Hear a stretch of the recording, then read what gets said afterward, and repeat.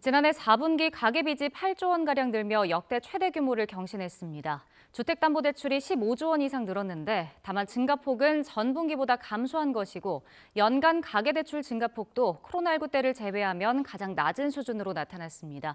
취재기자 연결합니다. 나연수 기자. 네, 한국은행입니다. 네, 지난해 마지막 분기 가계신용 집계치가 나왔는데 일단 숫자는 또 커진 거죠? 네, 지난해 4분기 말 가계신용 잔액은 1,886조 4천억 원입니다. 앞선 3분기 말보다 8조 원 늘면서 역대 최대를 기록했습니다. 가계대출이 6조 5천억 원, 결제 전 카드 사용 금액인 판매 신용이 1조 5천억 원 각각 늘었습니다. 가계대출 증가를 견인한 건 역시 주택담보대출입니다.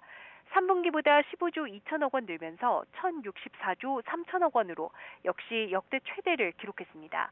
가계대출 가운데 기타 대출은 증권사 신용 공여액 감소 등의 영향으로 9분기 연속 감소세를 이어갔고 감소폭도 한 분기 전보다 5조 8천억 원 커졌습니다.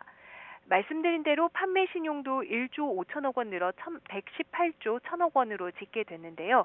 개인 신용카드 이용 규모가 커진 것이 주요 이유였습니다.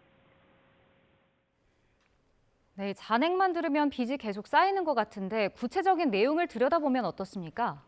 네, 앞선 3분기 가계신용이 17조 원 늘었던 것과 비교하면 4분기 8조 원 증가는 증가세가 둔화한 것입니다. 한국은행은 기타 대출 감소세가 이어지는 가운데 주택담보대출 증가세가 둔화하고 판매 신용도 앞선 분기보다 축소된 영향이라고 분석했습니다. 연간 기준으로 보면 가계신용은 18조 8천억 원 늘었는데요. 코로나 상황이었던 2022년과 카드 대란 사태가 있었던 2003년을 제외하고는 통계 작성 이래 가장 낮은 수준입니다. 가계신용 가운데 더 많은 비중을 차지하는 가계대출을 보면 주택담보대출 15조 2천억 원 증가는 3분기 17조 3천억 원 증가와 비교하면 증가세가 다소 주춤했습니다. 특례 보금자리론을 비롯한 정책 모기지 공급 규모와 예금은행의 개별 주택 담보대출 취급액이 줄어든 것이 주된 원인이었다는 분석입니다. 직접 들어보겠습니다.